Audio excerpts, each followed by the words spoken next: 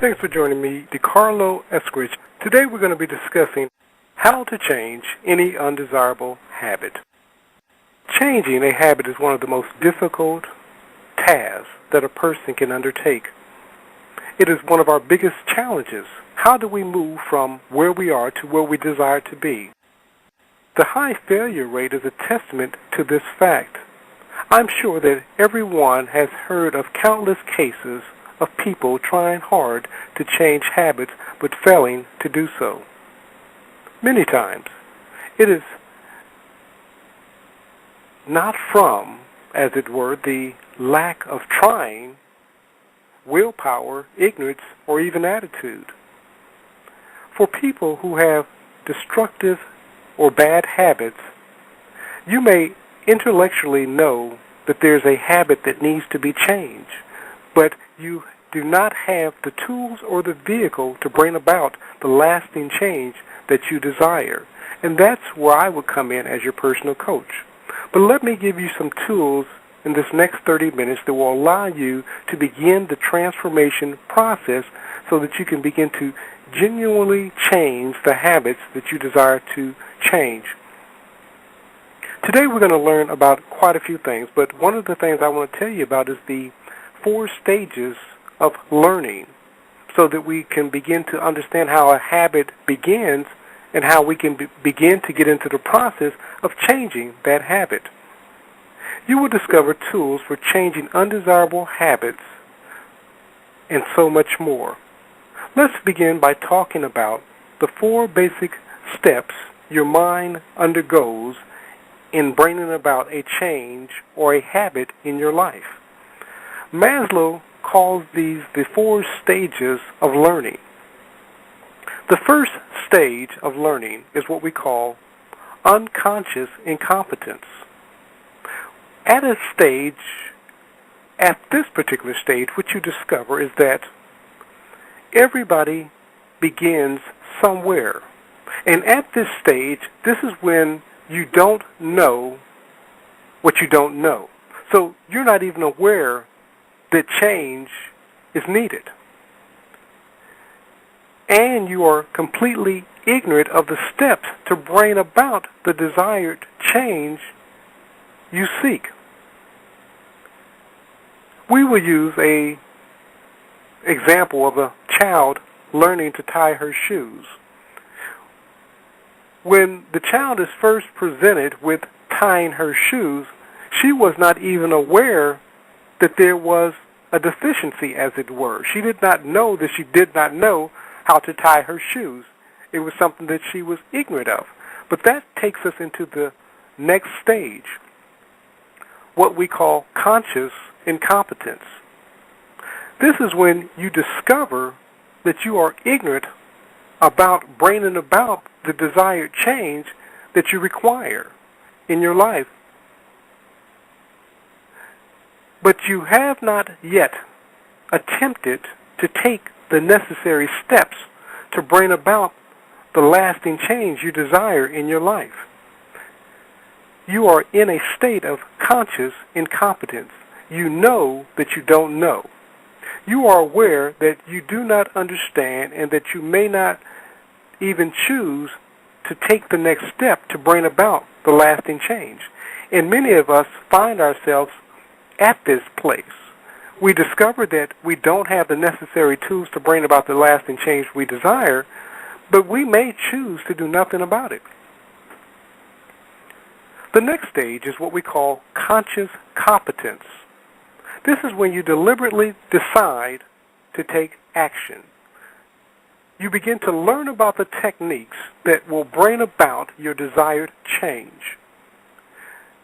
Now you have taken steps and you have the basic understanding of how to manipulate or to take this change, as it were. It's like an exercise program. You've begun the routine of the exercise program, but it is not ingrained in your subconscious mind. So you have to consciously think about getting up in the morning, preparing to do your workout, and going through the routine. You have not so ingrained that routine in your mind's eye so that it has become an ingrained habit. The next stage is what we call unconscious competence. Some call this the state of expertise. This is when we've ingrained a habit so into our mind is that we don't even have to think about carrying out that habit. We get up without even thinking. The alarm clock goes off. We get up, we make our milkshake, we begin our exercise program, and we're headed out the door for work. And we do it so often that we don't even think about the routine anymore. It's just a part of what we do. Something as simple as brushing our teeth would be an act of unconscious competence. We brush our teeth each and every morning is because it's the thing to do before we step out the door. No one has to think about, do I need to brush my teeth? Because we know the world outside will have to face us with our unbrushed teeth. So, of course, we brush our teeth. So, like I said, we have 4 stages of learning. Unconscious incompetence. You don't know what you don't know. Conscious incompetence. You know that you don't know, and you're deciding to take the next step. Conscious competence is you are taking the step, but you're not at a place of expertise or what we call autopilot. You're having to think about each step along the way. Unconscious competence is when you're at that state of autopilot. You do it without even thinking about it. We have what we call the 3 R's of habit change. And every habit that we take on or undergoes these 3 changes. Every habit, good or bad, follows these very self-same steps. First, the reminder, the trigger that initiates the behavior. Second, the routine, the behavior itself or the actions you take.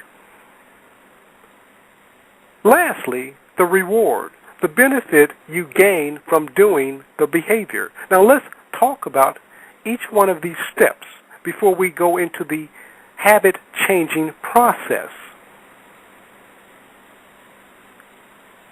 Someone rings the doorbell. Now, that's the reminder. You hear the doorbell. Now, you've heard this doorbell before.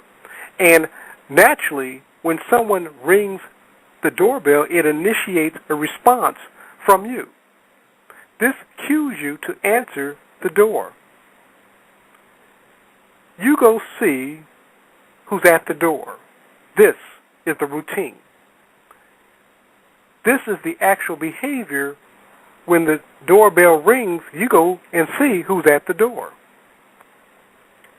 The last step is the reward, the benefit you gain from answering the door. Now, this reward could be a reward or punishment, depending upon who's at the door.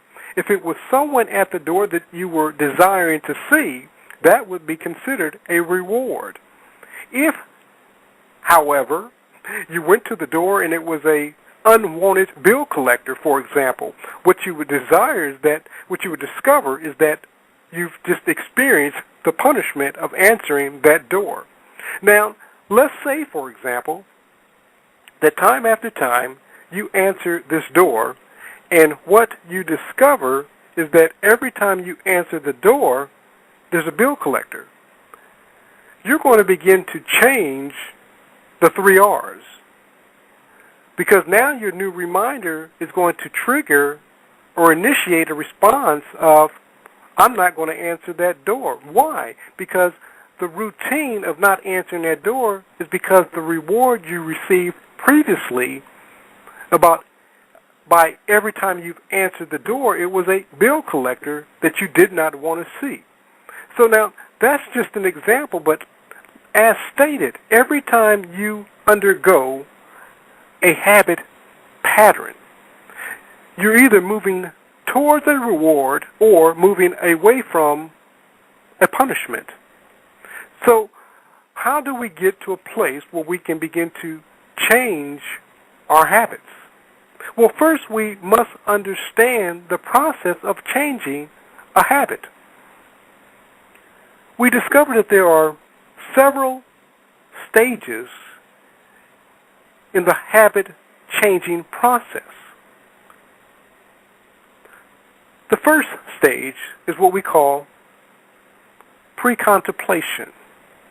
You may think that a change would help, but you are not ready or interested. You feel that the change would be too hard to make.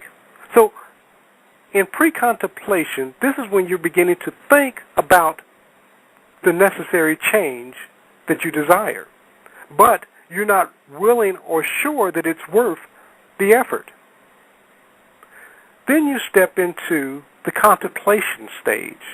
This is when you begin to really start thinking about taking the necessary change. You are thinking about making a change, but not right away. Not at this stage. The cost of making the change still outweighs the benefit of making the necessary change. You next step into what we call preparation. This is when you're ready to make the change and you're taking the necessary preparation in order to bring about the lasting change you desire. You've made a realistic plan and you've gathered the necessary information to carry out your plan. The next stage is action. You have taken action. You've called me as your personal coach and you said, DeCarlo, I want to transform my life. I'm willing to take the necessary steps to bring about the lasting change that I desire. And you begin, as it were, a new routine. However, sometimes you're tempted to fall back into your previous habits. And what you may require after we get you to a place of action and getting you to a place of a continual process of making the necessary changes, we may have to incorporate maintenance. And what we do in this stage is we continue on with getting you into a certain routine until you begin to carry out that new routine for about 6 months. Now, that does not mean that you need to take coaching sessions for that long, but what you may require every so often within those 6 months is a tune-up to make sure that you stay on track. Creators, you have within you the ability to make the necessary changes, but you may not always have the tools needed or required to bring about those changes. And that's where a coach, a counselor, a minister, or someone else can come in, come alongside you, and begin to empower you to make the necessary changes. Think about what stage you're in and what you would desire to make happen and what needs to happen to take you to the next stage. What we discover is that not everyone's ready for change. So sometimes we must begin to think about the process of change and get our minds prepped, as it were, to take on the needed change in order to create the life that we desire. In changing a habit, you have to think about your desired change. For example, say you want and desire to start an exercise program. You have to begin asking yourself certain questions. For example, what is my goal? What desired change would help me reach my goal? What stage am I in when it comes to the change process? And as I stated, you must ask yourself, am I ready to make the necessary changes now? Am I sick and tired of being sick and tired with my life on its present course? Am I ready to do something about it? If not now, when? Am I doing something about it right now? Will I have to wait for a few months before I get ready? Now, one thing that I will tell you, creators out there, when it comes to change, is that the longer you wait, the harder it becomes to make the necessary change you desire. So now, how does one move from not ready to an action stage? Say, for example, that you're not quite ready to take action. Here's what you need to consider doing next. Write out a list. My wife will often call it the T list. And what she will do is take a list with her clients and divide the sheet of paper in two sections, crossing it with a T.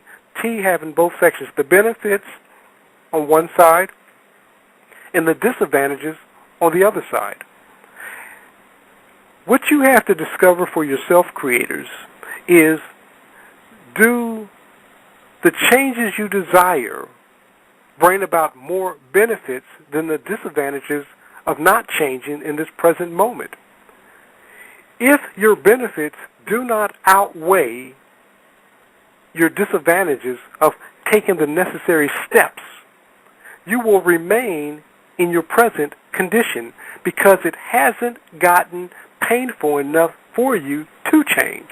But what you will discover, creators, is when it becomes so painful that you can't bear to stay in your present state, you will begin to take the necessary steps to bring about lasting change. And as I stated earlier, what we discover is that we're either moving towards pleasure or moving away from pain. So you have to decide for yourself, creators, is what you're going through at the present moment, being stuck, busted, and disgusted, being in your present state, operating out of a state of lack, loss, and limitation, is that more desirable than bringing about the necessary change you desire? And when you desire to get to a place where you can walk above your circumstances and bring about the lasting change, then you will contact and make the necessary decisions to link up with those agents of change in your life. Consider the challenges. What part of this change would be hard for me? Why not have I made the necessary changes before now? How can I work around the challenges that I'm facing? Allow your subconscious mind to come up with creative solutions to aid you in bringing about your desired change. One of the other things that I would challenge you to do, creators, is also begin to visualize yourself operating from that state of change. See yourself as being the person you desire to be. The problem is that you've, up to this point, you've seen yourself as a failure. You see yourself as one who is unable to change. So as you begin to undergo this change process, what happens is, even though you're outwardly trying to make the necessary changes, mentally you're still seeing the failure. So what you have to do, creators out there, is begin seeing yourself as a victor in the desired area of change. See yourself losing that weight. See yourself already on that exercise program. See yourself eating healthy. See yourself walking around the block.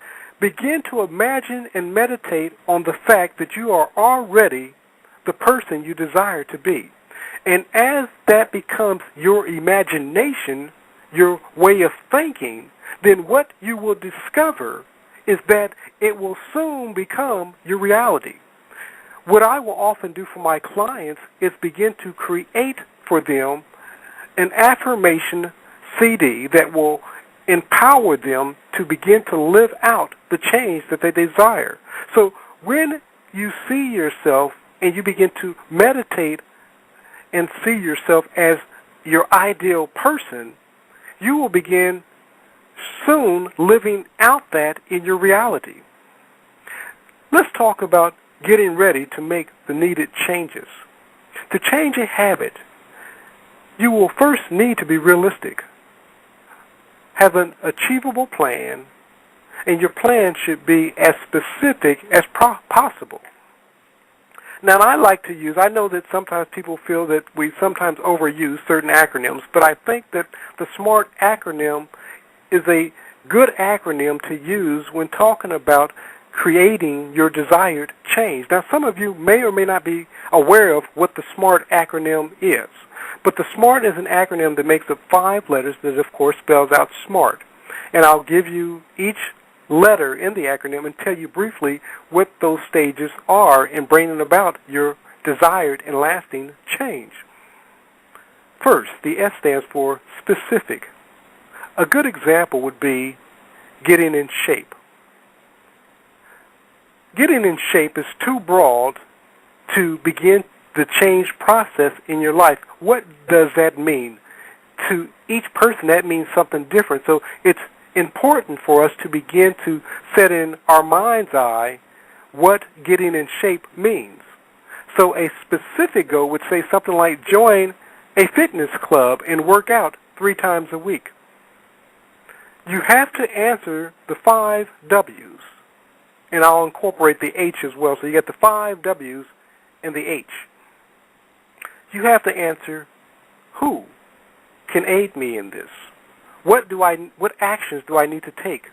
When do I need to begin taking these actions? Where do I need to go? And why am I taking these necessary steps to bring about the lasting change I desire? And how do I begin the process? So you have to be specific when you're seeking to bring about lasting change. Next, your change must be measurable. To determine if your goal or desired change is measurable, you must ask the questions: how much? How many? How will I know when I've accomplished my desired change? The next letter in the SMART acronym is attainable. When you list your goals or your desired change, you begin the process of building your self-image. You begin to see yourself as being worthy of taking these necessary steps for change. And you begin to develop traits and personalities that will allow you to possess and accomplish the goals that you desire. But if you don't see yourself as being worthy of achieving a certain goal or making the necessary changes, creators, unfortunately, you will not make those changes. The next letter in the SMART acronym is you must have realistic goals in order to bring about the necessary changes you desire.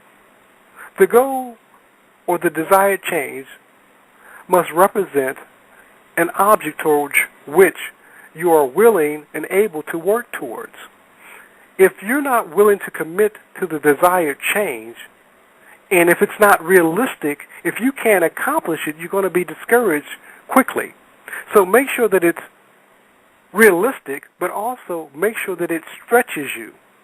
So you don't want something that's going to keep you at the same level indefinitely. So make sure that the goal stretches you to become more. The last letter in the SMART acronym is make sure that it's timely and tangible. When I say timely, how long will this goal take to accomplish?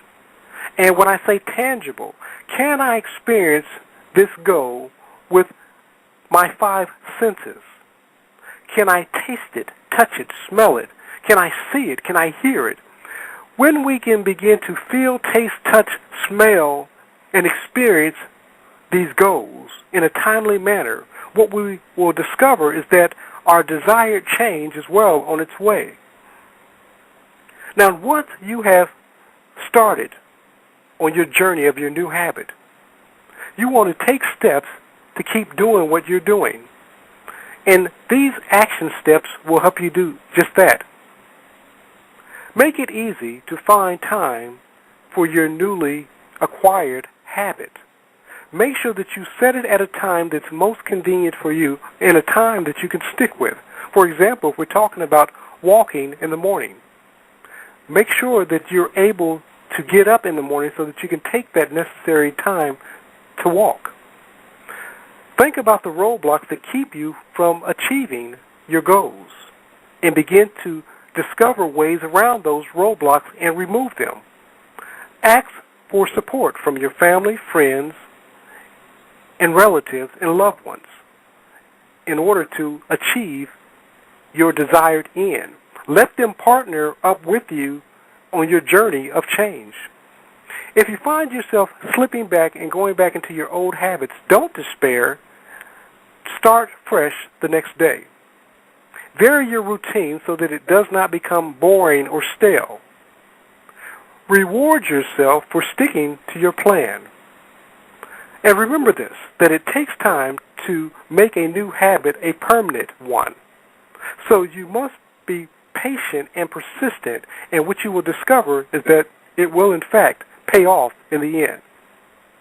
Creators, I've given you a lot of information, so I recommend that you go back and listen to this audio program over and over again until it becomes habitual for you. But remember this, that only you can create your perfect world, and only you can bring about the world that you desire. Not God, not man. Only you can in fact create your perfect world. Until we speak next week, this is DeCarlo Eskridge, and this is to your beginning, your journey of change. Till we speak next week, have a great and awesome week.